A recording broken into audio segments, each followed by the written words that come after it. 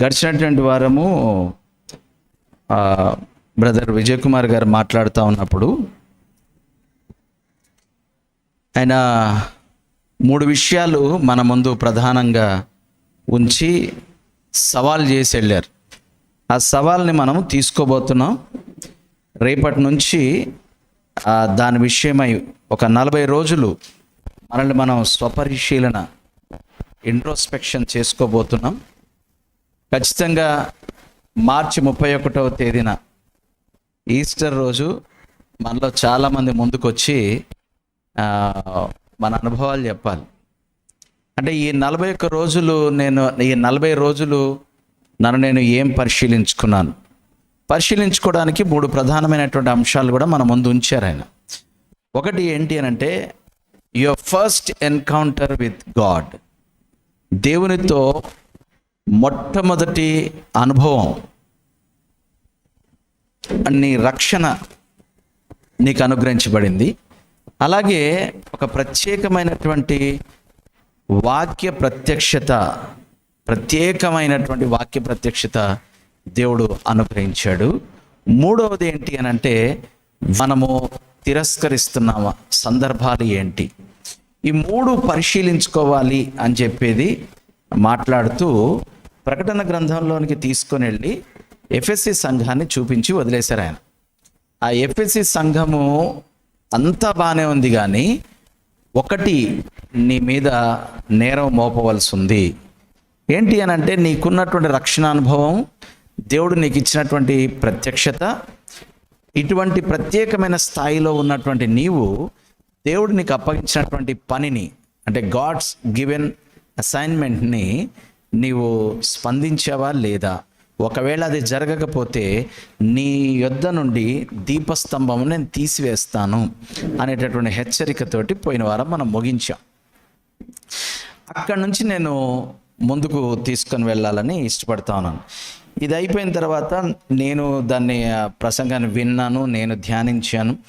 అలాగే బ్రదర్ విజయ్ కుమార్ గారితో డిస్కస్ చేస్తూ సేమ్ లైన్ ఆఫ్ థాట్లో వెళ్తున్నాం కనుక దాన్ని అలాగా కొనసాగిస్తూ ముందుకు వెళ్ళడానికి ప్రయత్నం చేస్తూ ఈ వారము ప్రసంగంలోనికి నేను వెళ్తాను.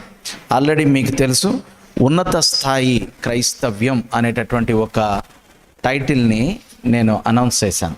దాన్ని ఒకవేళ ఇంగ్లీష్లో కనుక మనం చెప్పుకోవాలి అంటే హై లెవెల్. ఓకే, క్రైస్తవ్యంలో హై లెవెల్ అంటే ఏంటి? ఈ లేఖనాన్ని తీసుకొని చాలా తప్పుగా ఇంటర్ప్రిట్ చేసి చాలా తప్పుగా అర్థం చేసుకున్నది నేటి సంఘం. దాన్ని మనం ఈరోజు ఒక సరైనటువంటి విధానంలో మనం నేర్చుకోవడానికి మనం ప్రయత్నం చేద్దాం. త్వరగా నేను కొన్ని విషయాలు నేను మీకు ఇంట్రొడక్షన్ లాగా ఇచ్చేసి నేను సబ్జెక్ట్లోకి వెళ్ళిపోతాను. మొట్టమొదట ఎఫెసీ పత్రిక 4వ అధ్యాయంలోనికి తీద్దాం ఒకసారి. ఎఫెసీ పత్రిక 4వ అధ్యాయంలో 1వ వచనం నుంచి పౌలు మాట్లాడుతూ సంఘము, ఆయనేమో చెరసాల్లో ఉన్నాడు, ఆయన విపరీతమైనటువంటి బాధల్లో వేదనలలో ఉన్నాడు, కానీ ఒక ప్రోత్సాహకరమైనటువంటి మాటను సంఘానికి రాస్తున్నాడు. ఏమని రాస్తున్నాడు అని అంటే, మీరు ఐక్యతను కాపాడుకోండి. ఇది మీ వల్ల సాధ్యమవుద్దా? సాధ్యమవదు. మీలో ఐక్యత కాపాడుకోవాలి అని అంటే ఆత్మ బంధమును అనుగ్రహిస్తాడు మీకు. సమాధానము అనేటటువంటి బంధము, దీంతో ఆత్మ అనుగ్రహించు ఐక్యత. మనంతటా మనకి ఇది సాధ్యమవదు. ఇన్ఫ్యాక్ట్ చెప్పాలి అంటే క్రైస్తవ జీవితంలో ఏది కూడా మన సొంతగా సాధ్యమవ్వదు, పరిశుద్ధాత్మ సహాయంతో మాత్రమే సాధ్యమవుతుంది. సో ఈ సమాధానము అనే బంధము చేత ఆత్మ అనుగ్రహించు ఐక్యతను కాపాడుకుంటూ ఆ విషయంలో మీరు శ్రద్ధ కలిగి ఉండాలి అని సంఘానికి రాయడం మొదలుపెట్టి అక్కడ మాట్లాడుతున్నాడు. శరీరం ఒక్కటే, ఆత్మయు ఒక్కడే, మన పిలుపు విషయమైన నిరీక్షణ ఒకటే, దేవుడు ఒక్కడే, ప్రభు ఒక్కడే, విశ్వాసం ఒకటే, బాప్తిసం ఒకటే, అన్నీ ఒకటై ఉన్నప్పుడు, శరీరం ఒకటై ఉన్నప్పుడు అవయవాలు వేరువేరుగా ఉన్నంత మాత్రాన విడిపోవాలా? అని ఇక్కడ ఈ విభేదాల గురించి ప్రధానంగా మాట్లాడుతూ ఏ లెవెల్కి తీసుకెళ్ళాడనంటే, అందుచేత ఆరోహణమైనప్పుడు, ఎందుచేత శరీరం ఒక్కటే, మన విశ్వాసం ఒక్కటే, బాప్తిసం ఒక్కటే, ప్రభు ఒక్కడే, దేవుడు ఒక్కడే, అంతా ఒక్కటే, సంఘము అనేటటువంటి శరీరం ఒక్కటే. కేవలము అవయవాలు వేరువేరుగా ఉన్నంత మాత్రాన మీరు విడిపోక్కర్లేదు. మనమందరం కూడా ఆత్మ అనుగ్రహించు ఐక్యతను కాపాడుకోవాలి. దానికి సమాధానము అనేటటువంటి బంధము లేదా సమాధానం అనే గ్లూ మనం అంటించుకొని మనం ఉండాలి. ఇందుచేత అంటే శరీరములో అవయవాలన్నీ ఐక్యముగా ఉండాలి. అందుచేత ఆయన ఆరోహణమైనప్పుడు అనే విషయాన్ని కూడా ప్రస్తావించడం మొదలుపెట్టాడు. ఎక్కడ ఆరోహణమైనప్పుడు? సిలువలో చనిపోయి మరలా పరలోకానికి ఆరోహణమైనప్పుడు ఆయన చెరగా పట్టుకొని పోయి మనుష్యులకు ఈవులను అనుగ్రహించాడు. అంటే చాలా జాగ్రత్తగా దీన్ని, ఈ ఫౌండేషన్ని మీరు అర్థం చేసుకోవడానికి ప్రయత్నం చేయండి. అపోస్తలుడైన పౌలు దేని గురించి మాట్లాడుతున్నాడు? దేవుడు ఒక్కడే, ప్రభు ఒక్కడే, బాప్తిసం ఒక్కటే, మన విశ్వాసం ఒకటే, శరీరము ఒక్కటే అనగా సంఘము ఒక్కటే. అవయవాలు వేరువేరుగా ఉన్నంత మాత్రాన విడిపోనక్కర్లేదు. మీరంతా ఆత్మ అనుగ్రహించు ఐక్యతను కాపాడుకోవాలి అనేది సబ్జెక్ట్ ఇక్కడ. ఈ ఐక్యతను కాపాడుకునే పనిలో మనం ఉన్నాం కాబట్టి ఈ ఐక్యతను మనకు అనుగ్రహించడానికి ప్రభువైన యేసుక్రీస్తు వారు సిలువలో చనిపోయి పాతాళంలోనికి మొదట దిగి చెరగా పట్టుకొని ఆరోహణమైపోయి ఇప్పుడు శరీరముగా ఉన్నటువంటి అనగా ప్రస్తుతము ఆయన ఫిజికల్గా మన మధ్యలో ఉన్న స్థితి గురించి మాట్లాడుతున్నాడు. అందుకనే సంఘము అంటే ఏంటి అనంటే నేను ఇలా మాట్లాడుతూ ఉంటాను. Present physical presence of Christ is church. ప్రస్తుతము క్రీస్తు శరీరధారిగా ఉన్నాడా అంటే ఉన్నాడు. ఏ రూపంలో ఉన్నాడు? సంఘము రూపంలో ఉన్నాడు. సంఘము ఆయన శరీరము. ఈ శరీరములో ఐక్యత ఉండడానికి ఆయన ఏం చేస్తున్నాడంటే, సిలువలో చనిపోయిన ఆయన సమాధి చేయబడి పాతాళంలోనికి వెళ్ళి చెరగా పట్టుకొని పోయి పరలోకానికి ఆరోహణుడై ఈ శరీరానికి, ఈ సంఘానికి వారి ఐక్యత కాపాడుకుంటేనే వాళ్ళు ఏమన్నా ముందుకెళ్ళగలుగుతారు. ఈ ఐక్యత కాపాడుకుంటేనే వారి పాపములు పవిత్రపరచబడతాయి. ఈ ఐక్యత కాపాడుకుంటేనే వారు క్షేమంగా ఉండి అభివృద్ధి చెందగలుగుతారు. ఈ ఐక్యత కాపాడుకుంటేనే వాళ్ళు లోకానికి పరిచర్య చేయగలుగుతారు. ఈ ఐక్యత కాపాడుకుంటేనే వారు ఒకరితో ఒకరు పరిచర్య చేయగలుగుతారు. కాబట్టి ఆయన ఏం చేశాడంటే ఆరోహణమై ఈ యొక్క శరీరానికి లేదా సంఘానికి ఈవులను అనుగ్రహించాడు. అంటే గిఫ్ట్స్. ఏంటా ఈవులు? చాలా జాగ్రత్తగా మీ మనసులో స్థిరం చేసుకోండి. ఏంటి అనంటే, సంఘానికి ప్రభువైన యేసుక్రీస్తు వారు చనిపోయి సమాధి చేయబడి పునరుద్ధానుడై ఆరోహణుడై పరలోకము నుండి సంఘానికి ఇచ్చినటువంటి ఈవులు, గిఫ్ట్స్ ఏంటి అనంటే అపోస్తలులు, ప్రవక్తలు, సువార్తికులు, కాపరులు, ఉపదేశకులు అనేటటువంటి 5 దశల పరిచర్య. సంఘానికి పరిచర్య చేయవలసినటువంటి పరిచర్యలను లేదా ఆ పరిచర్య పిలుపు ఉన్నటువంటి పరిచారకులను సంఘానికి గిఫ్ట్స్గా ఇచ్చాడు. సంఘములో వరాలు ఉన్నాయి. మనము మొదటి వారం నేర్చుకున్నాం. 1 కొరింథీ పత్రిక 12వ అధ్యాయంలో సంఘములో వరాలవి. కానీ సంఘానికి ఇవ్వబడినటువంటి వరాలు ఏంటి అనంటే, సంఘానికి దేవుడిచ్చినటువంటి గిఫ్ట్స్ ఏంటంటే అపోస్తలులు, ప్రవక్తలు, సువార్తికులు, కాపరులు, ఉపదేశకులు అని పిలువబడినటువంటి చర్చ్ ఆఫీసర్స్ అన్నమాట. సంఘ పరిచర్యను చేసే పరిచారకులు.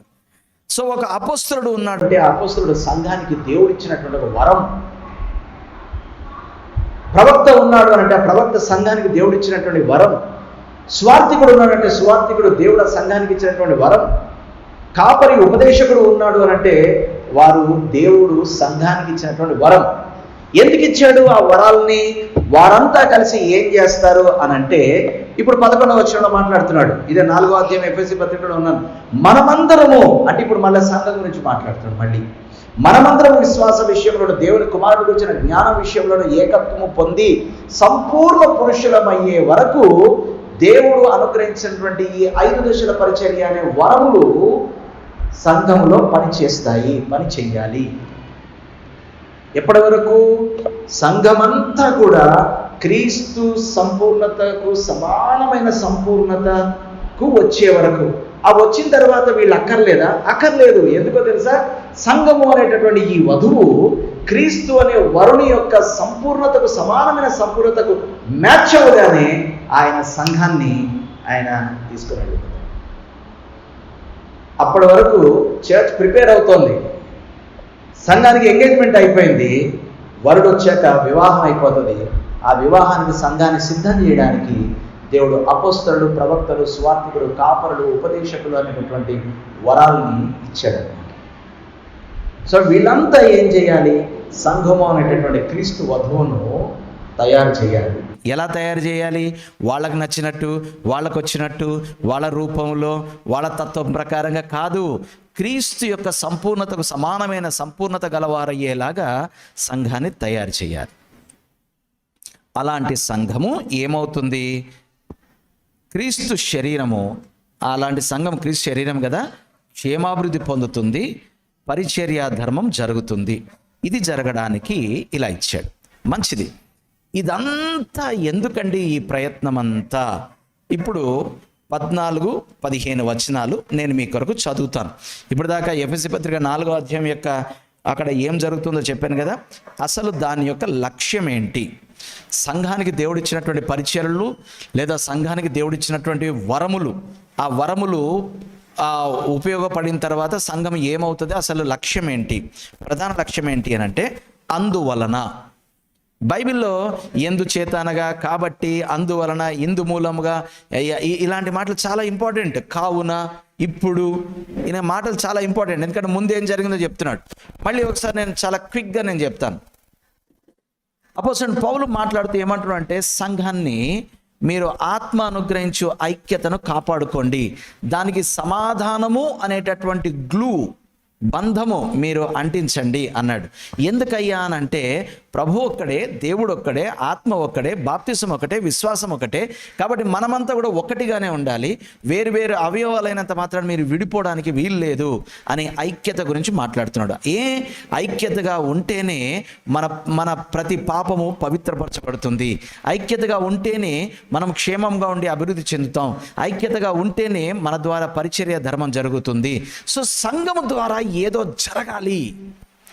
కాబట్టి ఇదంతా జరగడానికి ఏ స్థాయికి వెళ్ళి అపోస్తలుడైన పౌలు ఎక్స్ప్లెయిన్ చేస్తున్నాడు అనంటే, అందువలన ఏం జరిగింది అనంటే, ఆయన ఆరోహణమైనప్పుడు సంఘాన్ని ఇలా తయారు చేయడానికి కావాల్సినటువంటి వరములను ఆయన ఇచ్చాడు. ఆయన ఆరోహణమై వరాలు ఇచ్చాడు. ఆ వరములు సంఘం మీద పనిచేస్తాయి. ఇప్పుడు సంఘము ఐక్యతగా ఉంటుంది. ఐక్యతగా ఉండి పరిచర్య ధర్మం జరిగించడానికి సిద్ధపడుతుంది. క్షేమంగా ఉండి అభివృద్ధి చెందుతుంది. అందుచేత ఇప్పుడు 14వ వచనంలోనికి, అందువలన మనము ఇక మీదట, అంటే ఇటువంటి స్థాయికి వెళ్ళవలసినటువంటి వారమై ఉన్నాము గనక, ఇటువంటి స్థాయికి మనల్ని చేర్చడానికి దేవుడు 5 దశల పరిచర్య అనే వరములను ఇచ్చాడు గనక, ఆ 5 దశల పరిచర్య వరములు ఇవ్వడానికి ఆయన ఆరోహణమై పరలోకానికి వెళ్ళవలసి వచ్చింది కనుక, ఇంత జరిగింది కనుక ఇలా సిద్ధపడవలసినటువంటి మనము, ఆయన సంపూర్ణతలోనికి మారవలసినటువంటి మనము, ఇటువంటి స్థాయిలోనికి పిలువబడినటువంటి మనము ఇక మీదట పసిపిల్లలమై ఉండి మనుష్యుల మాయోపాయము చేత వంచనతోనూ తప్పు మార్గమునకు లాగు కుయుక్తితోనూ గాలికి కొట్టుకొని పోవునట్లు. ఎట్లా అంటే తప్పు మార్గమునకు లాగు కుయుక్తితో, మనుషుల మాయోపాయము చేత వంచనతో కల్పింపబడినటువంటి వాటి వలన ఏమవుతారంట? గాలికి కొట్టుకొని పోవునట్లు కల్పింపబడిన ప్రతి ఉపదేశమునకు ఇటు అటు కొట్టుకొని పోవచ్చు, అలల చేత ఎగరగొట్టబడిన వారమైనట్లు ఉండక. మన పరిస్థితి ఇది. ఆ పరిస్థితిలోనికి తీసుకుని వెళ్ళడానికి దేవుడు ఇంత చేశాడు. కాబట్టి మనం కూడా ఎంతో కొంత చేద్దాం. ఏం చేద్దాం అన్నాడు? మనుష్యుల ఇక మీదట పసిపిల్లలమై ఉండి, పసిపిల్లలు ఎలా ఉంటారు? చాక్లెట్ అంటే పారిపోతారు, ఐస్ క్రీమ్ అంటే పారిపోతారు, పిప్పర్మెంట్ అంటే పారిపోతారు, లాలీపాప్ అంటే పరిగెడతారు. మనం పరిగెడతాం అలాగా? నీకు లాలీపాప్ ఇస్తానంటే పరిగెడతామా? పరిగెట్టం మనం. పిల్లలు పరిగెడతారు. ఎర చూపిస్తే, ఏదైనా తాయిలాలు ఇస్తే, ఏదైనా పిప్పర్మెంట్లు ఇస్తే పడిపోయేవాళ్ళు పిల్లలు. ఏ పిల్లలు? పసి పిల్లలు. అంటే ఇంకా గ్రోనప్ అవ్వనటువంటి వారు, పరిణతి లేనటువంటి వారు, పరిపక్వత లేనటువంటి వారు అని మాట్లాడుతున్నాడు. మన ముందు ఇంత పెద్ద సవాలు ఉంచబడింది. కాబట్టి మనం ఇక మీదట మనుష్యుల మాయోపాయం చేత వంచనతోనూ తప్పు మార్గమునకు లాగు కుయుక్తితోనూ గాలికి కొట్టుకొని పోనట్లు కల్పింపబడిన ప్రతి ఉపదేశమునకు ఇటు అటు కొట్టుకొని పోవచ్చు. అలల చేత ఎగరగొట్టబడిన వారమైనట్లు ఉండక ప్రేమ కలిగి సత్యము చెప్పుచు క్రీస్తు వలె ఉండుటకు. అందరి మాటలు, ఆఖరి మాట చెప్తాం ఒకసారి. మనమన్ని విషయములలో ఎదుగుదము. చెప్తారు ఈ మాట ఒకసారి, మరోసారి. మనమన్ని విషయములలో ఎదుగుదము. Let us grow to high level.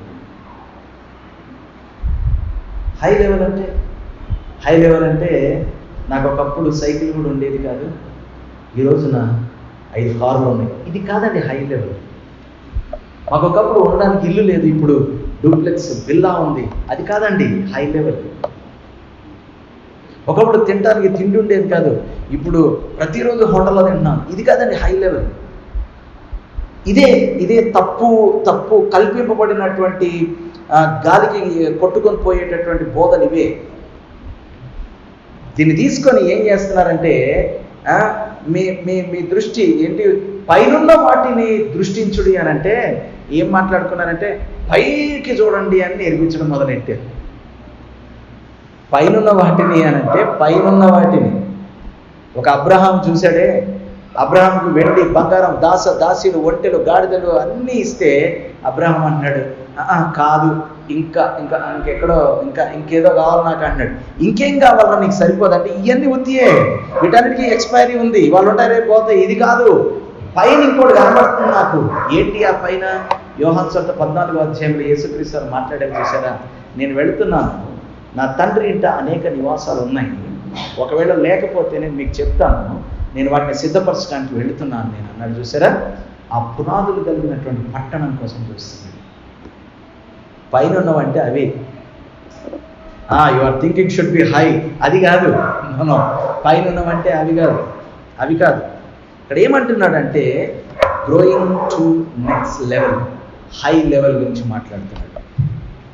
ఈ ఎఫెసీ పత్రికలో ఈ విషయాలు మాట్లాడినటువంటి అపోస్తలుడు పౌలు ఈరోజు మన కీ స్క్రిప్చర్లోకి మనం వెళదాం. కొరింథీ సంఘానికి ఇలాంటి మాటలు మాట్లాడుతూ వచ్చాడు. దానిలో నుంచి మనం ఈరోజు ఎక్కువగా మనం నేర్చుకునే ప్రయత్నం చేస్తాం. 1 కొరింథీ పత్రిక 2-3 అధ్యాయాల్లో మనం ఈరోజు ఎక్కువగా 12 చేస్తాం. కాబట్టి మీరు అక్కడ ఉండండి.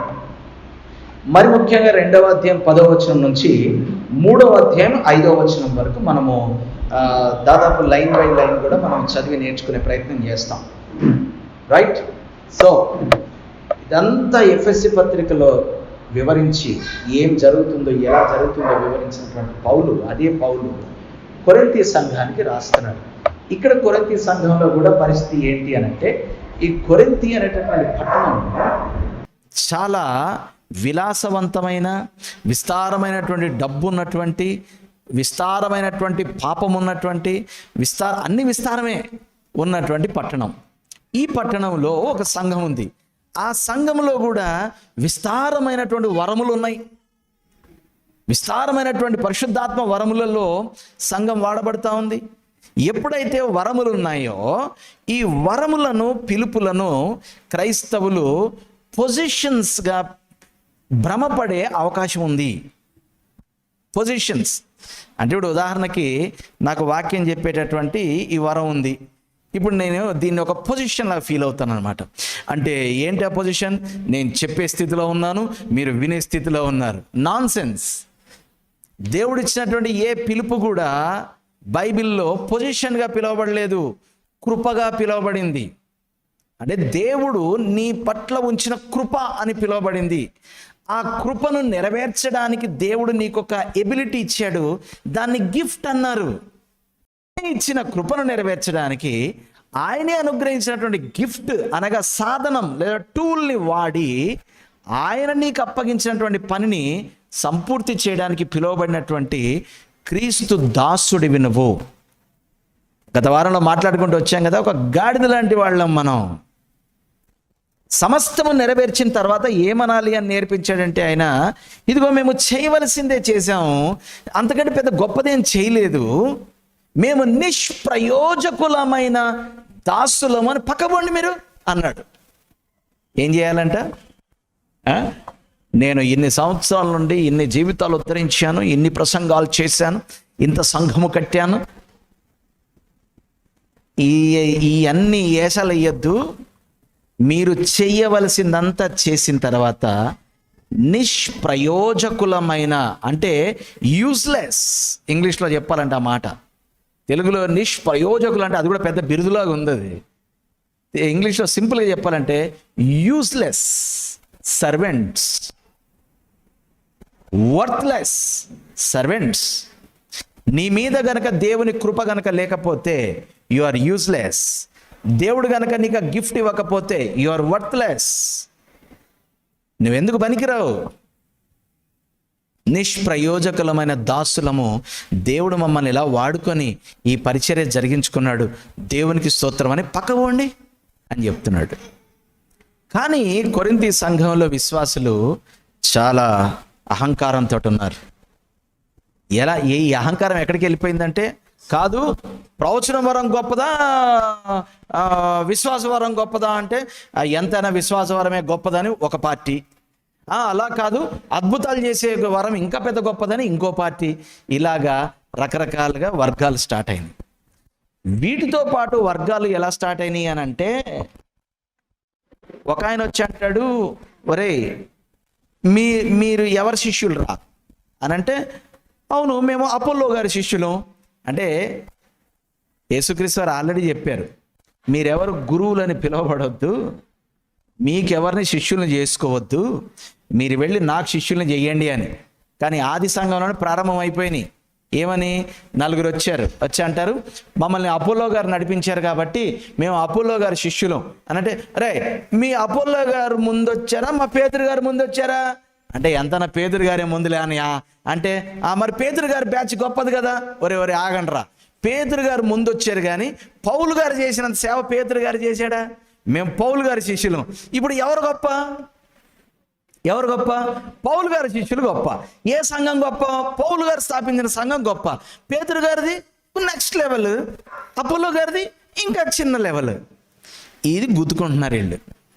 గుద్దుకుంటుంటే అపోస్తలుడైన పౌలు ఇప్పుడు రంగంలో దిగి అపోల్లోతోటి పేతురుతోటి చర్చించి, వీళ్ళంతా పసిపిల్లల్లా కొట్టుకుంటున్నారు.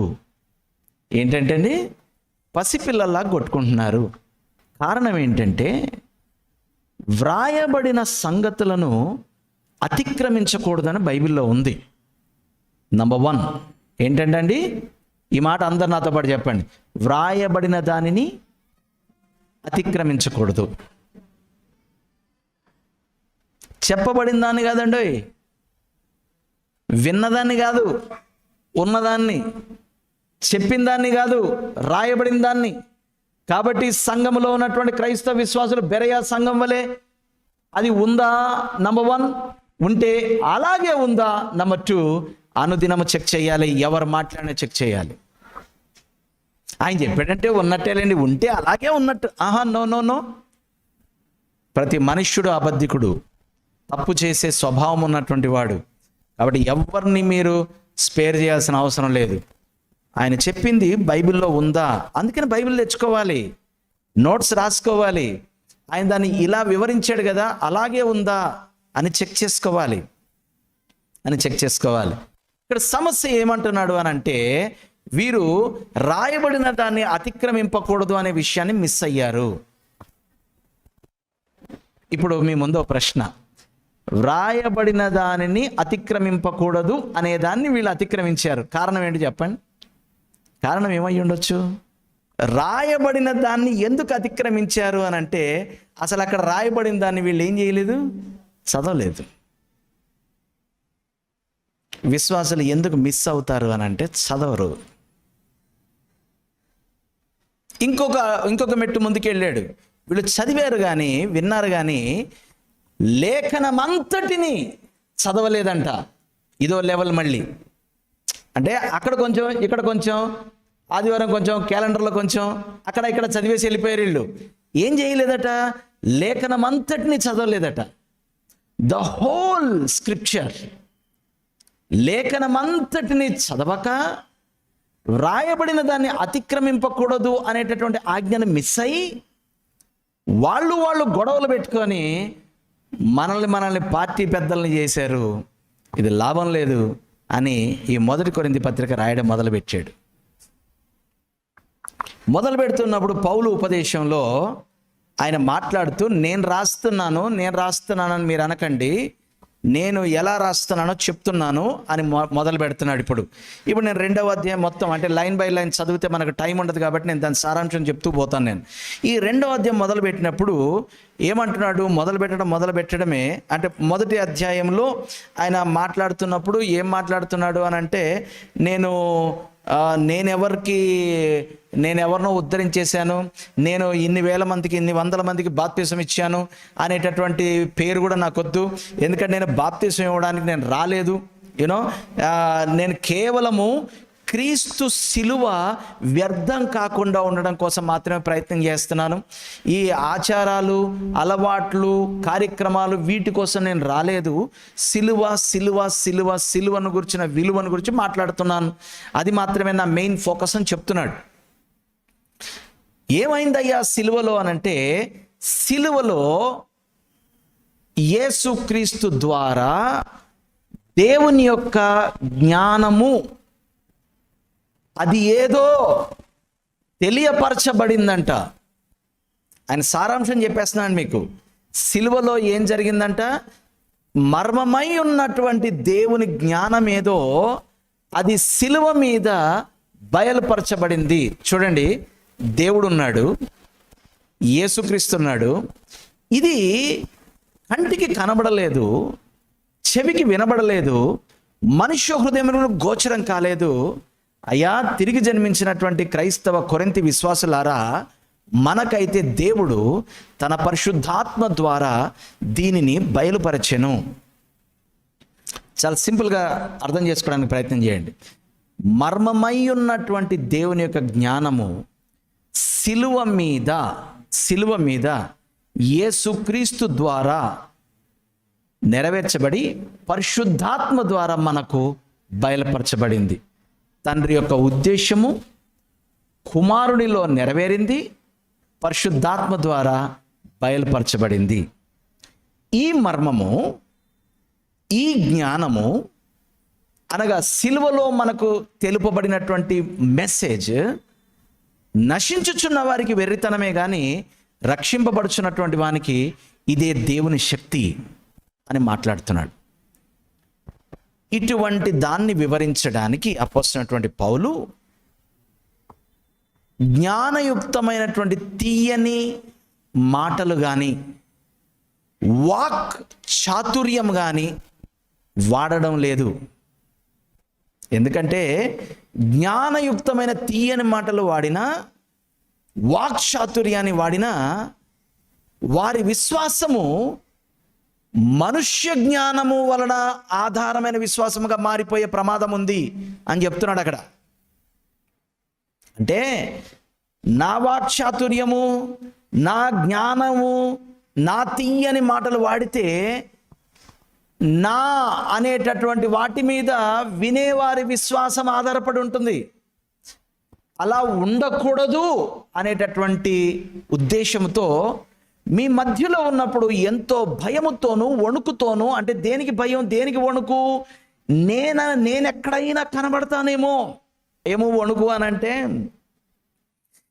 ఏదో వాళ్ళు వింటే వింటారు, లేకపోతే లేదు. వాళ్ళు నచ్చిందే చెబుదాం, లేకపోతే వదిలేసిపోయారు అనుకో, ఆ తలో తవిడి బియ్యం ఇంటికో 100 రూపాయలు కానుక నెల నెల దశం భాగాలు పోతాయి. అందుకని భయంగా, ఏమండి బాబు గారు మీరు నచ్చితే చేయండి, నచ్చకపోతే చేయండి, బైబిల్లో ఎన్నో ఉంటాయి, మీకు ఇష్టం ఉంటే పాటించండి, లేకపోతే లేదు అని. మీరు లంచాలు తీసుకుంటారంటే మీ ఇష్టం, తీసుకుంటే తీసుకోండి, లేకపోతే లేదు. మీరు భార్యను వదిలేస్తా అంటే వదిలేయండి, లేకపోతే లేదు.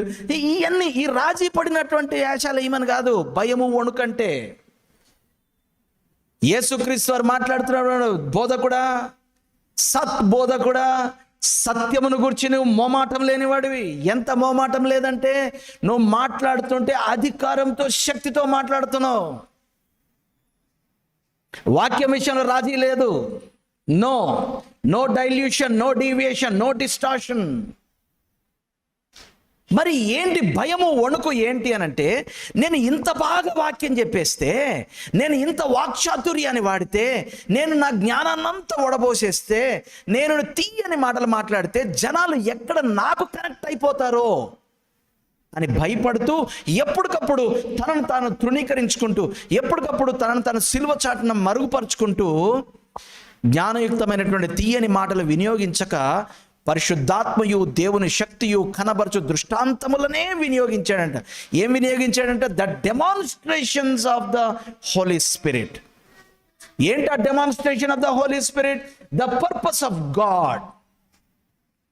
దేవుని యొక్క ఉద్దేశము క్రీస్తు ద్వారా నెరవేర్చబడినటువంటి, ఆ సిలువలో కనబరచబడినటువంటి మర్మమై ఉన్నటువంటి, ఇది వరకు మర్మమై ఉన్నటువంటి దేవుని యొక్క జ్ఞానాన్ని పరిశుద్ధాత్ముడు డెమాన్స్ట్రేట్ చేస్తుంటే, అదే వినియోగించి ఆత్మ నాకు వాక్శక్తి అనుగ్రహించిన కొలది నేను మీకు తెలియజేస్తున్నాను. ఇంత జాగ్రత్తగా నేను మీకు తెలియజేస్తుంటే మీరేం చేస్తున్నారు? నేను ఎక్కడన్నా నా గురించి మాట్లాడుతున్నానా? నేను ఎక్కడన్నా నా తెలివి, నా జ్ఞానం గురించి మాట్లాడుతున్నానా? నేను ఎక్కడైనా జ్ఞానయుక్తమైన తీయని మాటలు మాట్లాడుతున్నానా? ఎక్కడైనా పక్షపాతంగా నేను ఎప్పుడైనా మాట్లాడానా? ఎక్కడైనా వాక్చాతుర్యాన్ని వాడానా? నేను వాడట్లేదే. నేను మాట్లాడుతున్నప్పుడు ఏం మాట్లాడుతున్నాను? ఇంతవరకు మర్మముగా ఉన్నటువంటి దేవుని యొక్క జ్ఞానము క్రీస్తు ద్వారా సిలువలో ప్రదర్శితమైనటువంటి ఆ జ్ఞానము, పరిశుద్ధాత్మ ఇచ్చినటువంటి శక్తి ద్వారా ఆ దృష్టాంతమును వినియోగించి మీ ముందు ఉంచాను కదా అని మాట్లాడుతూ ముందుకెళ్తూ ఈ యెషయా గ్రంథము 64వ అధ్యాయం 4వ వచనంలో మాట్లాడినటువంటి మాట ఇక్కడ ప్రస్తావించాడు. 9వ వచనం, ఇందును గూర్చి దేవుడు తను ప్రేమించు వారికి ఏమి సిద్ధపరిచిన, కంటికి కనబడలేదు, చెవికి వినబడలేదు, మనిషి హృదయములకు గోచరం కాలేదు అని వ్రాయబడిన. అయితే దేవుడు మనకు తన ఆత్మ వలన బయలుపరిచి ఉన్నాడు. సాధారణంగా ఒక విషయాన్ని తెలుసుకోవడానికి 3 విధానాలు ఉంటాయి. Number 1 perceptual, number 2 conceptual, and number 3 spiritual. Perceptual అంటే పర్సెప్చువల్ నాలెడ్జ్ అంటే తెలుగులో ఏమన్నారంటే గ్రహణ శక్తి. అంటే వినడం, చూడడం, ఇవి గ్రహణేంద్రియాలు. అంటే గ్రహించేటటువంటి ఇంద్రియాలు ఉన్నాయి. ఆ ఇంద్రియాల వలన తెలుసుకోవచ్చు. అంటే చూచుట ద్వారా, వినుట ద్వారా, వాసన చూచుట ద్వారా, రుచి చూచుట ద్వారా, తాకి చూడటం ద్వారా, ఇటువంటి పంచేంద్రియ జ్ఞానాల ద్వారా తెలుసుకునేది గ్రహణ శక్తి. అంటే దీని ద్వారా మనం ఏం చేస్తాం? మనము వీటి ద్వారా విని లేదా చూసి లేదా అనుభవపూర్వకంగా మనము అనుభవంతో మనం తెలుసుకుంటాం. యూనో. సో అందుకని లోకం ఏమంటుంది? టు సీ ఈజ్ బిలీవ్ అంటది. అంటే చూస్తేనే నమ్ముతారు, వింటేనే నమ్ముతారు, వాసన చూస్తేనే నమ్ముతారు, రుచి చూస్తేనే నమ్ముతారు. ఇది ఒక రకమైన, ఇది పర్సెప్షనల్. రెండవది ఏంటంటే కాన్సెప్చువల్ నాలెడ్జ్. కాన్సెప్చువల్ నాలెడ్జ్ అంటే ఒక కాన్సెప్ట్ గురించి అంటే దీని తెలుగులో కాన్సెప్చువల్ అనాలంటే సంభావిత శక్తి అంటారు. సంభావిత శక్తి అని అంటే ఏంటంటే అది ఇక్కడ జరుగుతుంది, ఆ జరుగుతున్నటువంటిది నా మనస్సుకు అర్థమైంది. యూనో, లోపల మనసు కనబడుతుందా? కనబడట్లేదు. దానికి అర్థమయ్యేది ఒకటి ఉంటుంది.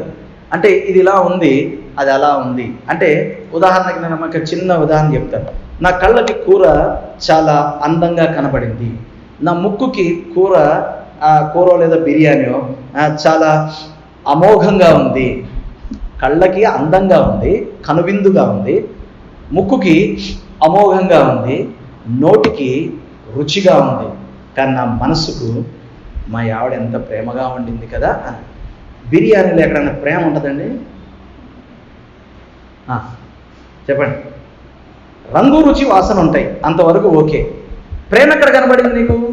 అది దిస్ ఈజ్ కాన్సెప్చువల్ నాలెడ్జ్.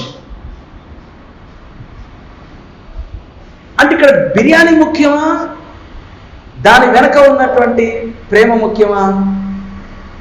నేను అసలు బిర్యానీ తిన్నాను, కానీ మీరు వండారు కాబట్టి ఒక ముద్ద వేయండి అని అంటే అర్థం ఏంటి అని అంటే, రంగు రుచి వాసన గురించి కాదు, ఏం పెట్టావో కాదు, ఎలా పెట్టావో అని నా మనసు ఆలోచించే స్థితికి వెళ్ళిపోయింది. This is concept. కంటికి కనబడలేదు, పర్సెప్చువల్. చెవికి వినబడలేదు, పర్సెప్చువల్. హృదయమునకు గోచరము కాలేదు, కాన్సెప్చువల్. మరి ఎలా? హృదయం అంటే హృదయం అంటే కూడా మళ్ళీ ఇదేనండి. నేను హృదయం అంటే ఇదే, హృదయం ఎక్కడ ఉన్నది అంటారు చూసారా, ఆ హృదయం గురించే మాట్లాడుతున్నా. అంటే హృదయం, మనస్సు, నా గుండె జారి గల్లంతే, అవే వాటి గురించే మాట్లాడుతున్నా. హృదయమునకు గోచరం కాలేదు. మరి ఇంకెలా అర్థమవుతాయి?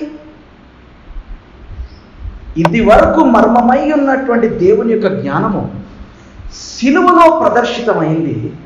దాన్ని పరిశుద్ధాత్ముడు మనకు డెమాన్స్ట్రేట్ చేస్తుంటే అది పర్సెప్చువల్ నాలెడ్జ్కి అందదు, కాన్సెప్చువల్ నాలెడ్జ్కి అందదు.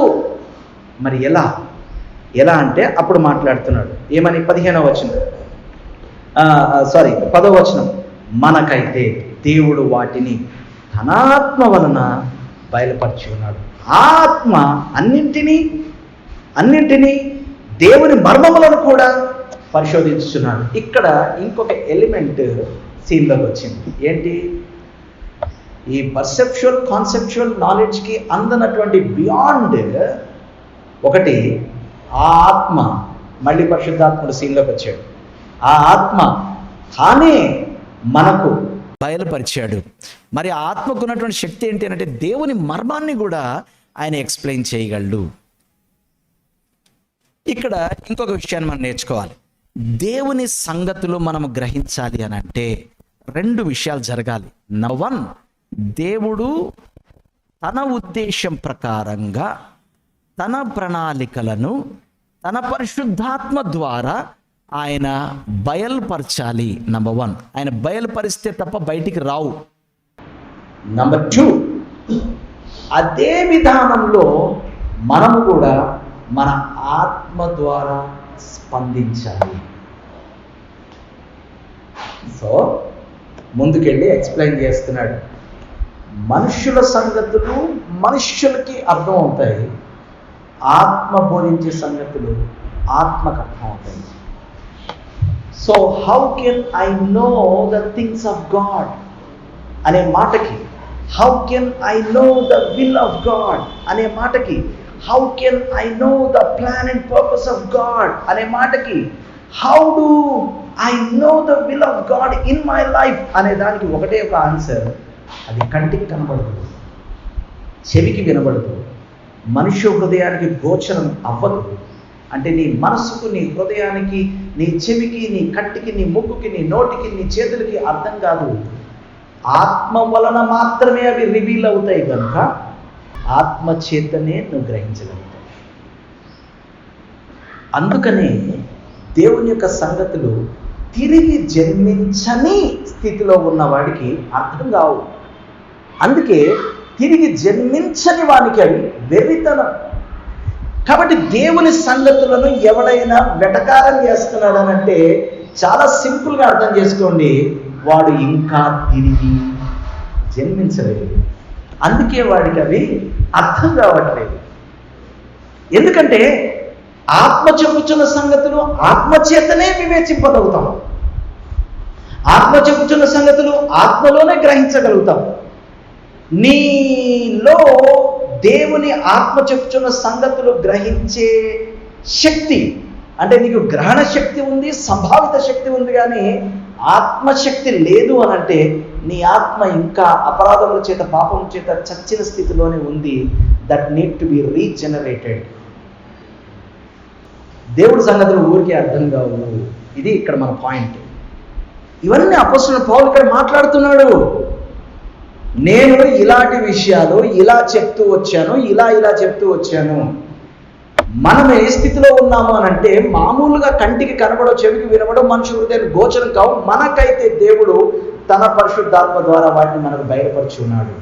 దేవుడు తెలియజేసిన సంగతులు రెండు విధాలుగా మన దగ్గరకు వస్తే, నెంబర్ 1 దేవుడే వాటిని బయలుపరచాలి, నెంబర్ 2 వాటిని మనము మన ఆత్మ ద్వారా వాటిని గ్రహించాలి.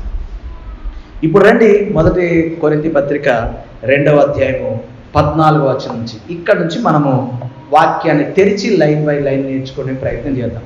ఇప్పటి వరకు నేను క్విక్గా ఏమేమి జరుగుతుందో అక్కడ మాట్లాడుతూ వచ్చేసాను. నా సిలువలో దేవుడు బయలుపరిచిన జ్ఞానాన్ని ఒక వ్యక్తి గ్రహించే విధానాన్ని బట్టి 3 రకాల మనుష్యుల్ని, అంటే 3 స్థాయిలలో మనుషుల్ని విభజించవచ్చు. ఆర్థిక స్థాయి, సామాజిక స్థాయి, మానసిక స్థాయి. ఈ స్థాయి గురించి నేను మాట్లాడడం లేదు. చాలా జాగ్రత్తగా నా స్టేట్మెంట్ విని అర్థం చేసుకోవడానికి ప్రయత్నం చేయండి.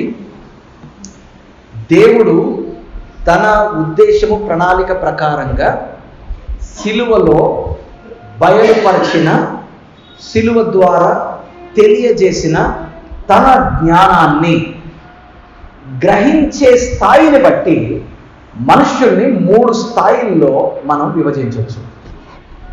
ఓకే, అంటే how do you understand the wisdom of God demonstrated on the cross and revealed by the Holi Spirit. అది నీకు ఎంత అర్థమవుతుంది అనే దాన్ని బట్టి 3 లెవెల్స్. మొదటి లెవెల్ గురించి ఏం మాట్లాడుతున్నాడు చూద్దాం. 14వ వచనం. ప్రకృతి సంబంధమైన మనుష్యుడు. ఏంటంట?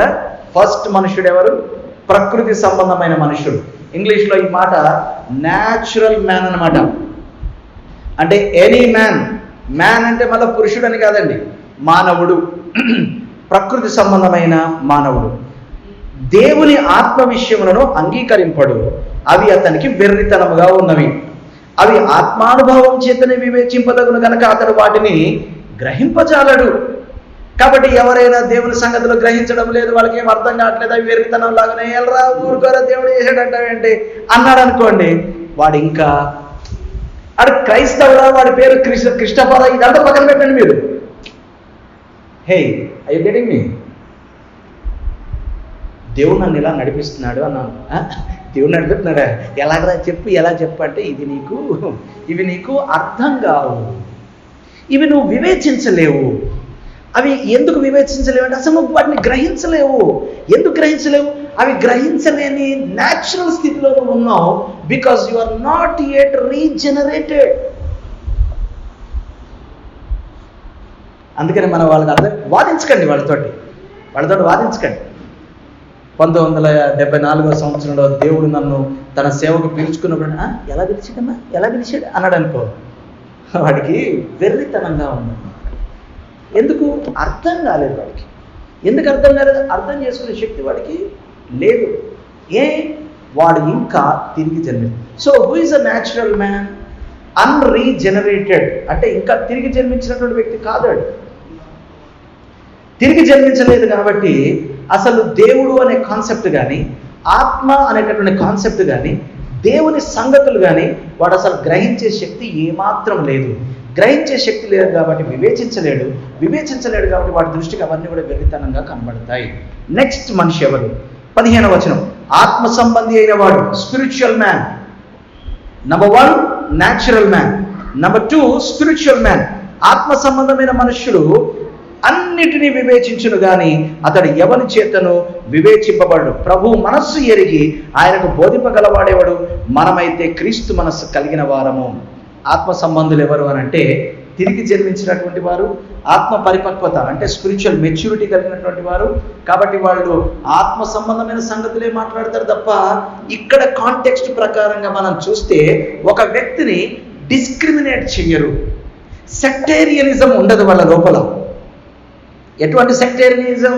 నువ్వు నల్లవాడివి, నువ్వు తెల్లవాడివి, నువ్వు ఆడ, నువ్వు మగ, నువ్వు ఎరుపు, నువ్వు నలుపు, నువ్వు ఈ కులం, నువ్వు ఆ కులం, నువ్వు ఈ జాతి, నువ్వు ఆ జాతి, నువ్వు ఈ ప్రాంతం, ఆ ప్రాంతం, ఇలాంటివి ఏముండవట.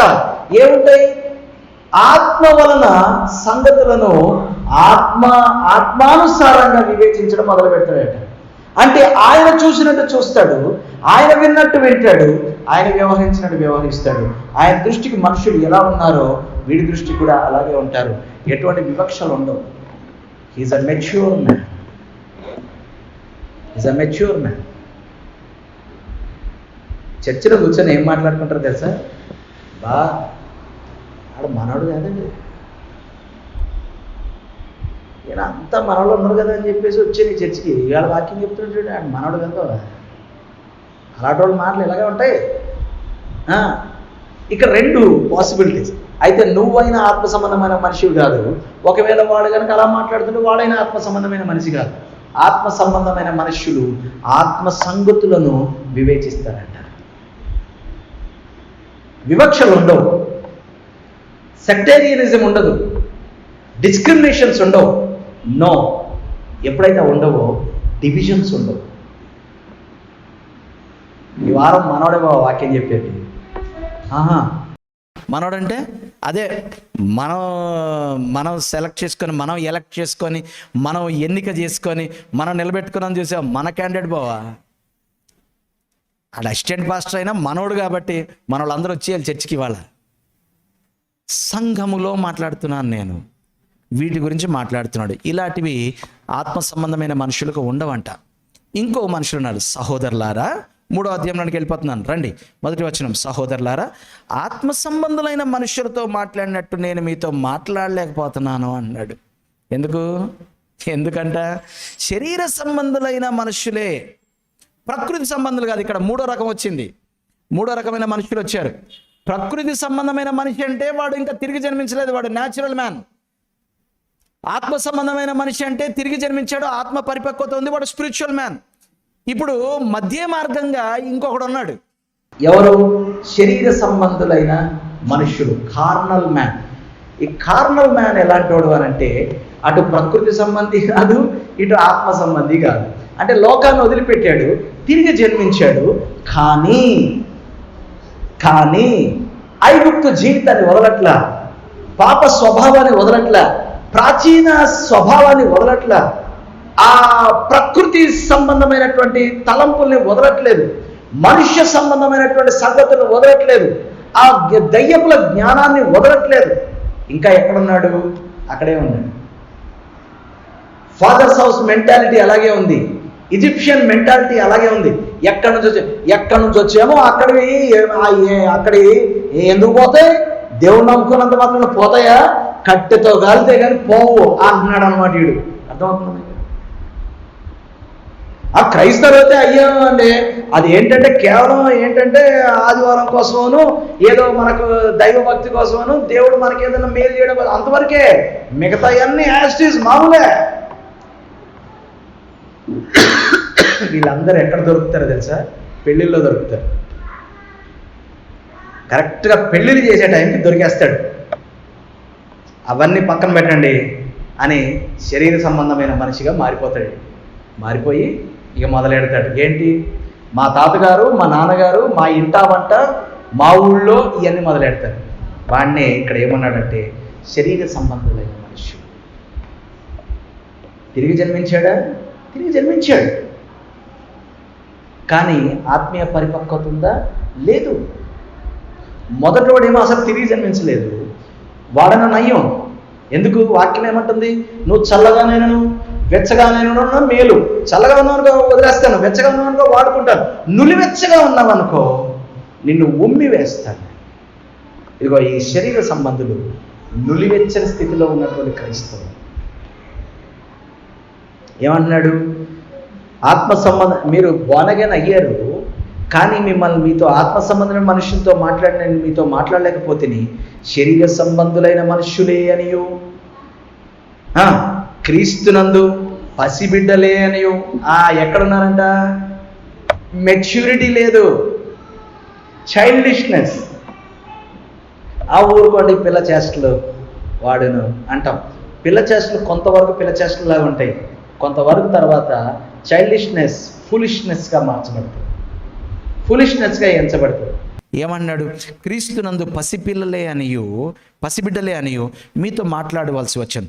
అప్పట్లో మీకు బలము చాలకపోయినందున పాలతోనే మిమ్మల్ని పెంచి తిని. ఆగండి, వీళ్ళు ఇంకా పసిపిల్లల్లాగా ఉండడానికి గల కారణం ఏంటో మాట్లాడుతున్నాడు. ఇది నా ముగింపు ఈరోజు. ఏంటంట? అన్నం పెట్టలేదంట వాళ్ళకి. ఏమైనా అర్థమవుతుందా మీకు? అంటే అప్పుడే కొత్తగా తిరిగి జన్మించారు కదా అని ఏం చేశారంట? ఏదో చిన్న చిన్న ప్రసంగాలు, చిన్న చిన్న సులువైనటువంటి వాక్యాలు చెప్పి వెళ్ళిపోయాడంట. వెళ్ళిపోయేసరికి వీళ్ళు ఎక్కడున్నారు? అక్కడే ఉన్నారు. ఎందుకురా చర్చికి వెళ్తామంటే మంచి జరుగుతుందని, మేలు జరగాలని కోరుకుంటున్నారు, అక్కడే ఉన్నారు. ఇంకా ఎందుకురా దేవుడు నమ్ముకున్నారంటే దేవుడు నమ్ముకున్న తర్వాత మాకు అంత బాగా జరుగుతుంది, అక్కడే ఉన్నారు ఇంకా. అంతేగాని క్రీస్తుతో నాకు ఆ మొదటి ఎన్కౌంటర్ ఎందుకు జరిగింది, ఆయన నా రక్షణలోకి ఎందుకు పిలుచుకున్నాడు, నాకెందుకు ఇంత మంచి ఉన్నతమైనటువంటి వాక్య ప్రత్యక్షత ఇస్తున్నాడు, నాకు దేవుడు ఎందుకు పని అప్పగించాడు, నాకు ఎందుకు పిలిపించాడు, ఆ దిశగా నేను ఎలా ముందుకెళ్ళాలి, ఈ గ్రోత్ లేదు. ఎందుకు? అప్పట్లో పౌలు గారు వాళ్ళకి పాలిచ్చి వచ్చేసాడు. ఏం పెట్టలేదు? అన్నం పెట్టలేదు, బలమైన ఆహారం పెట్టలేదు. బలమైన ఆహారం పెట్టకుండా ఎంతైనా తల్లిపాలు శ్రేష్టం అండి అని 20 ఏళ్ళు వచ్చే దగ్గర కూడా తల్లిపాలు తాగుతూ ఉన్నాం అనుకోండి, ఏమవుద్ది చెప్పండి?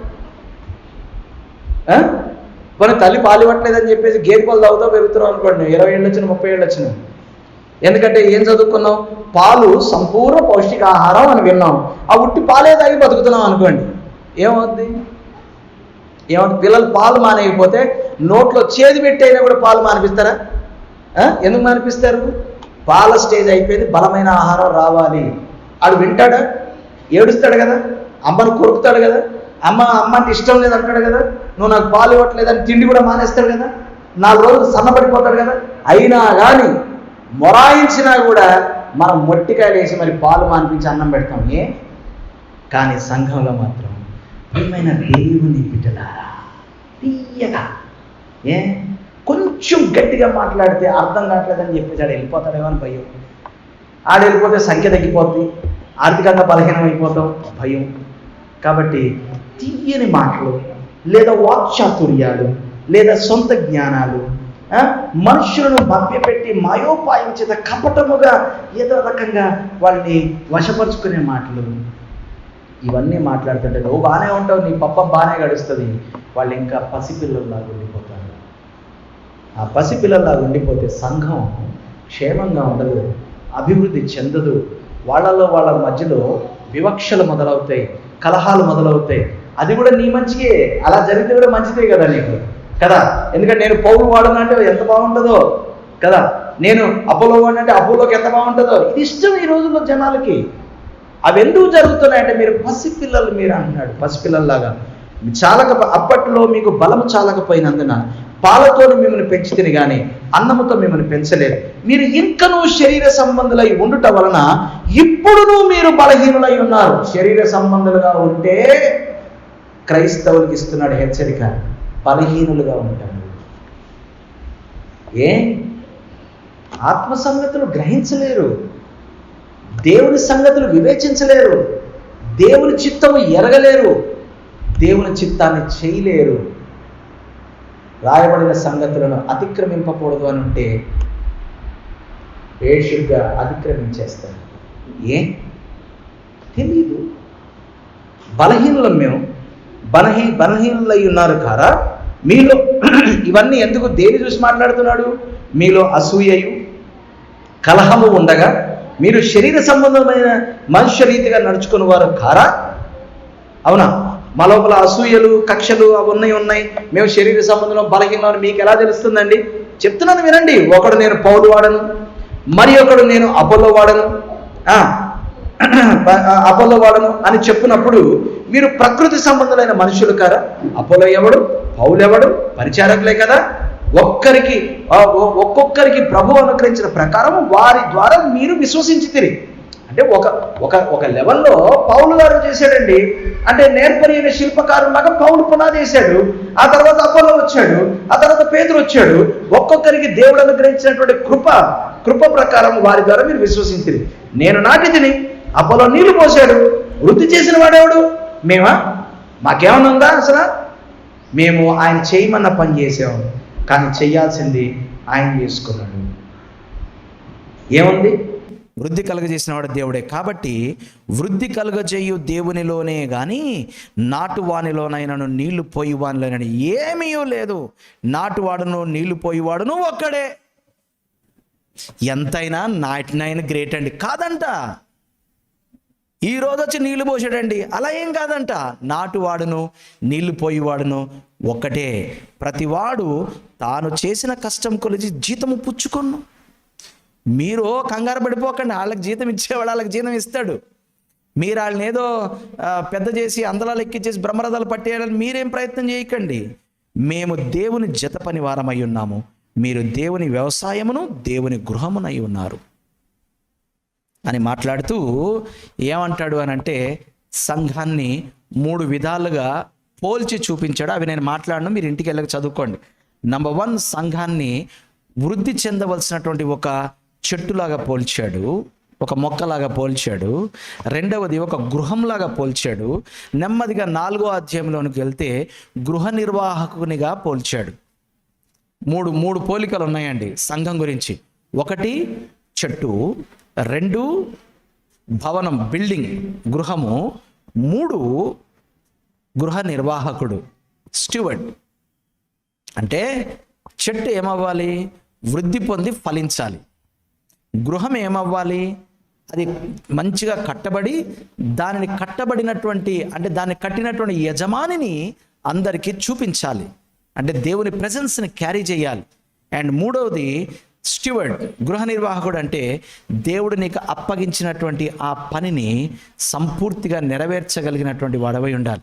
ఈ స్థాయికి రావాల్సినటువంటి మీరు, ఇంత ఉన్నత స్థాయికి రావాల్సిన మీరు గిల్లి కజ్జాలు పెట్టుకుంటూ నేను అపోల్లో వాడను, నేను పౌలు వాడను, నేను పేతురు వాడను, నేను కేఫా వాడను అని చెప్పేసి మీరు ఎలా ఉంటుంటే మీరు పసిపిల్లలు కాదా? మీరు శరీర సంబంధులు కాదా? మీరు బలహీనంగా లేరా? ఇదే స్థితిలో ఉంటారా? ఉన్నత స్థితికి రారా అని సవాల్ చేస్తున్నాడు. ఉదయకాల సమయంలో మనం ఆలోచన చేసుకుందాం. పోయిన వారం వాక్యాన్ని, ఈ వారం వాక్యాన్ని రెండింటిని దగ్గర పెట్టుకోండి. అవును, దేవుడు తన మహాకృపను బట్టి నన్ను దర్శించి నన్ను రక్షణలోకి నడిపించుకున్నాడు. దేవుడు తన మహాకృపను బట్టి తన వాక్యము గురించినటువంటి ప్రత్యేకమైన ప్రత్యక్షత నాకు ఇచ్చాడు. దేవుడు తన మహాకృపను బట్టి తన పనిని నాకు అప్పగించాడు. దాన్ని నిర్లక్ష్యం చేస్తున్నానా? నేను ప్రకృతి సంబంధమైన మనుష్యుని కాదు, నిజమే. కానీ ఆత్మ సంబంధమైన మనుష్యునిలాగా ఉన్నత స్థాయి క్రైస్తవునిగా నేను జీవిస్తున్నానా? లేకపోతే తిరిగి జన్మించి కూడా ఇంకా పాత ప్రాచీన స్వభావాన్ని నేను అనుసరిస్తూ వివక్షలు, వివాదాలు, కలహాలు, విభేదాలు, అసూయలు ఇలాంటివన్నీ పెట్టుకుంటూ నేను ఇలాంటివన్నీ ఎంటర్టైన్ చేస్తూ నేను శరీర సంబంధిగా జీవిస్తూ బలహీనుడిగా ఉండిపోయాను. అయ్యో, నేను నాటబడి వృద్ధి చెందవలసినటువంటి మొక్క వంటి వాడినే. అయ్యో, నేను పరిశుద్ధాత్మ నాలో నివాసం చేసే గృహాన్నే, మందిరాన్నే, అయ్యో దేవుడు నాకు ఇచ్చినటువంటి పనిని నెరవేర్చేటటువంటి ఒక గృహ నిర్వాహకుడినే.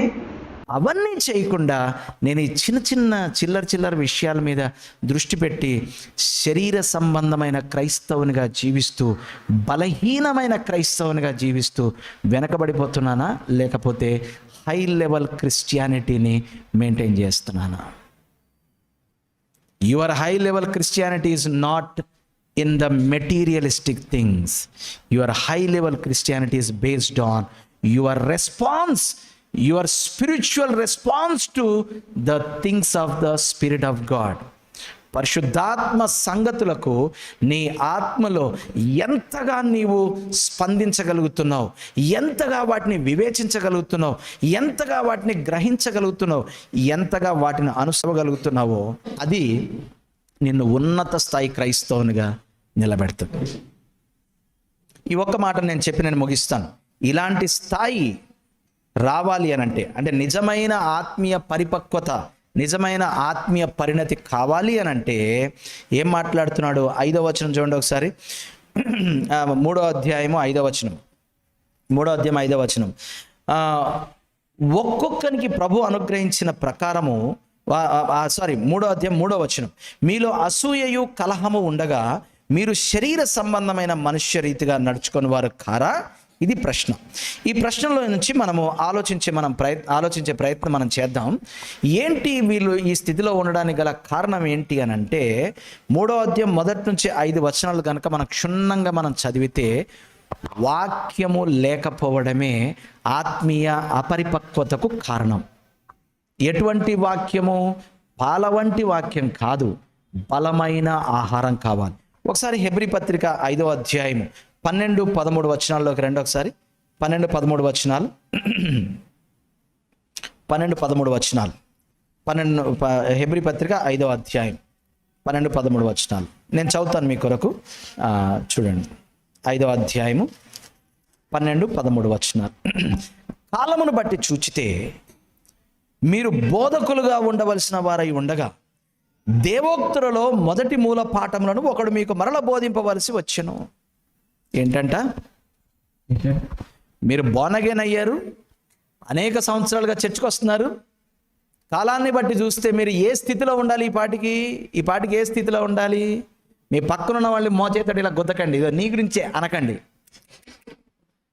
ఎందుకనొద్దో చెప్పమంటారా? వాళ్ళకి మోచేయి ఉంది, వాళ్ళు కూడా గుద్ది ఏమంటారు? నీ గురించే అంటారు.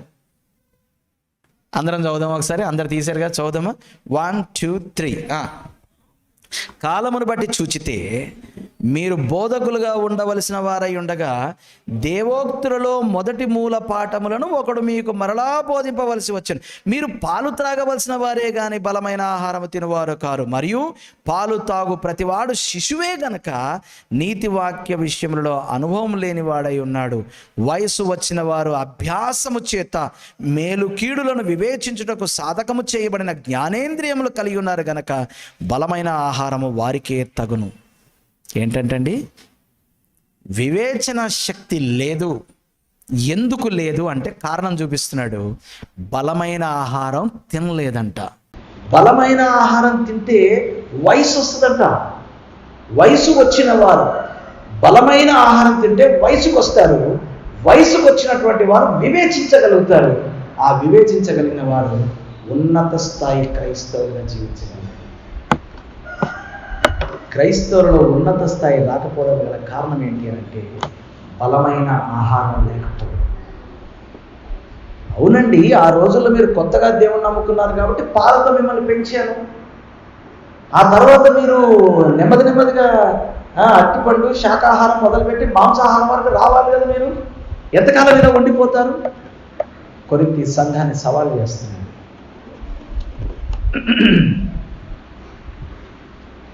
ఒకసారి 1 కొరింథీ పత్రిక 2వ అధ్యాయం 13వ వచనంలోనికి రండి.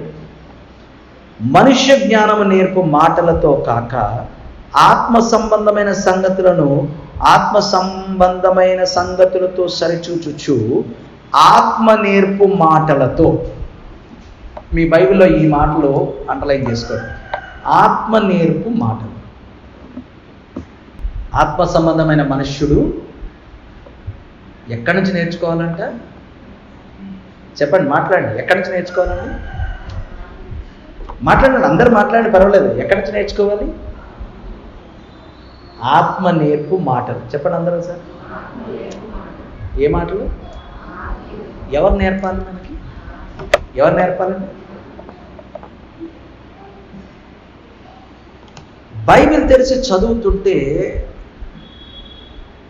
ఆ గ్రంథకర్త అక్కడ ప్రత్యక్షమైపోవాలి. Are able to understand. మనకు బైబిల్ తెరిచి చదువుతుంటే అవునవును ఈ వాక్యాన్ని ఫలానా బోధకుడు ఫలానా యూట్యూబ్ ఛానల్లో ఓయ్ ఆ బోధకుడు బోధించిన ఆ సంగతుల్ని తీసుకొచ్చి ఇట్లా బైబిల్లో ఇట్లా పెట్టి మీరు వివేచిస్తుంటే ఆ బైబిల్ రాసినటువంటి గ్రంథకర్త ఎవరైతే ఉన్నాడో ఆ పరిశుద్ధాత్ముడు అలా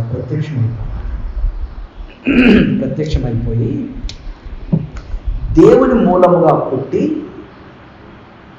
ప్రేరేపింపబడి మనుషులు రాసిన ఈ మాటలని ఆ ప్రేరేపించినటువంటి ఆయన వచ్చి మనల్ని ప్రేరేపించి ఆయన మాటలతోటి మనకు నేర్పించాలి.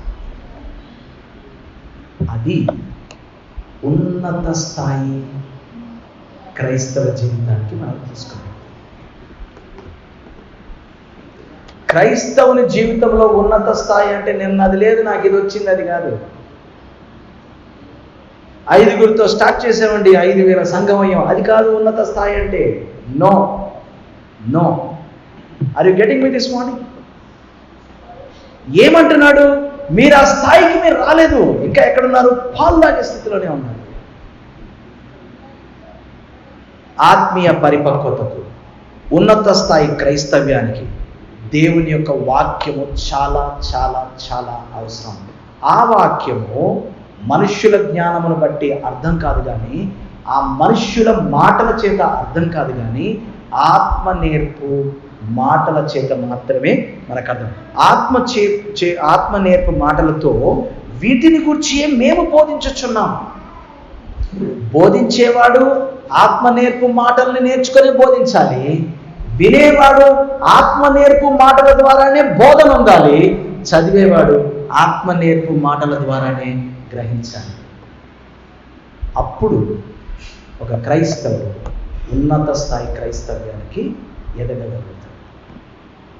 That is all about high level Christianity. 2 వచనాలు నేను చూపించి నేను ముగించేస్తాను.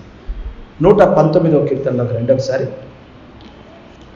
ఇటువంటి నిజమైన ఆత్మీయ పరిపక్వతలో ఉన్నటువంటి క్రైస్తవ్యంలో వివక్షలు ఉండవు, విభేదాలు ఉండవు, మరి ముఖ్యంగా వ్యక్తి పూజలు ఉండవు. హీరో వర్షిప్, వ్యక్తి పూజలు ఉండవు. 119వ కీర్తన 105వ వచనం. 2 వచన భాగాలు నేను చూపించేసి నేను ముగిస్తాను. 119వ కీర్తన 105వ వచనం. నీ వాక్యము నా పాదములకు దీపమును, నా త్రోవకు వెలుగై ఉన్నది. సో ఎందుకు ఈ మాట చాలా మనకు సుపరిచితమైనటువంటి మాటే, కానీ ఈ మాట నేను ఎందుకు చూపించాను అంటే, who is guiding your thoughts? ఇది క్వశ్చన్. మీ అడుగులు ఎవరు నిర్దేశిస్తున్నారు? ఎవరు నిర్దేశిస్తున్నారు అంటే, మీ కళ్ళ ముందున్నటువంటి రోల్ మోడల్ ఎవరు? మీ పాస్టర్ గారా? లేకపోతే ప్రపంచ ప్రఖ్యాతి చెందినటువంటి దైవజనుడా? అతిపెద్ద సంఘం ఉన్నటువంటి దైవజనుడా? యూట్యూబా?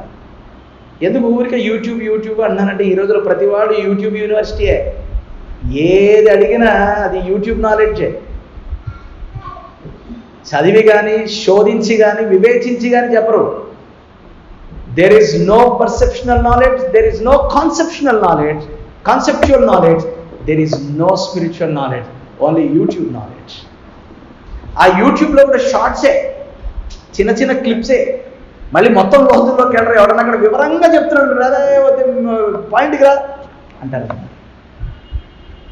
Who is guiding your thoughts? నీ తండ్రా? నీ తల్లా? నీ పాస్టరా? ఎవరు? నీ వాక్యము అనగలిగితే ఉన్నత స్థాయి క్రైస్తవం.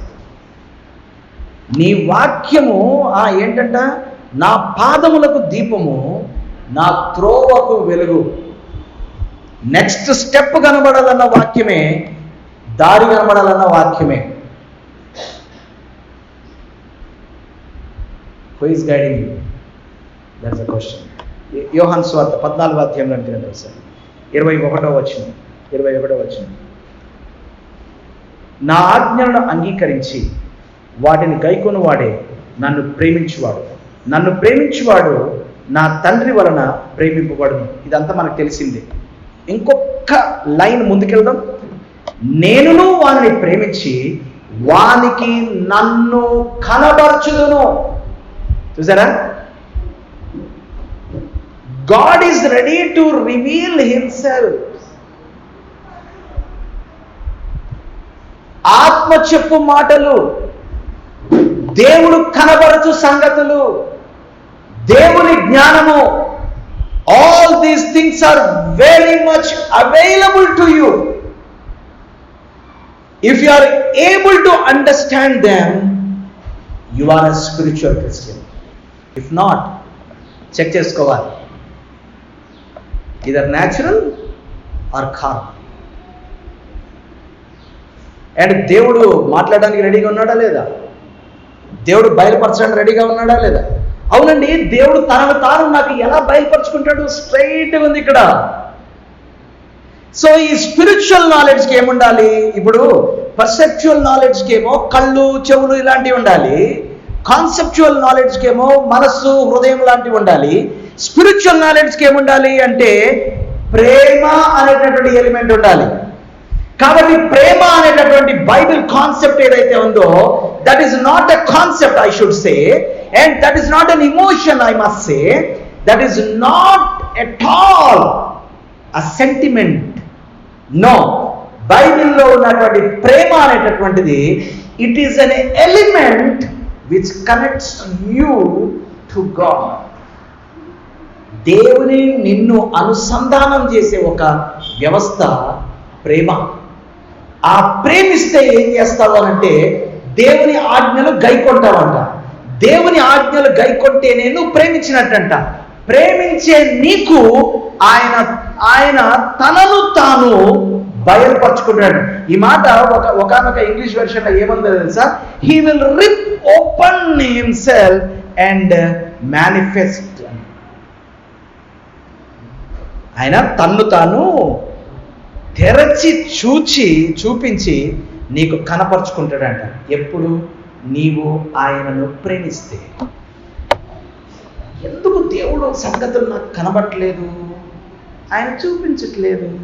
ఎందుకు చూపించట్లేదు? తెరవట్లేదు. ఎందుకు తెరవట్లేదు? సింపుల్ ఆన్సర్, నీవు ఆయనను ప్రేమించట్లేదు. ప్రేమించడం అంటే ఆయన ఆజ్ఞలను గైకొనుట అంటే అర్థం ఏంటి? మళ్ళీ బాటమ్ లైన్ ఎక్కడికి వచ్చింది? వాక్యము అక్కడికి వచ్చింది. ఆయన ఆజ్ఞలు అంటే వాక్యమే. నిజమైన ఆత్మీయ పరిపక్వతకు కావలసింది ఏంటి అంటే బలమైన ఆత్మీయ ఆహారం, అదే దేవుని యొక్క వాక్యం.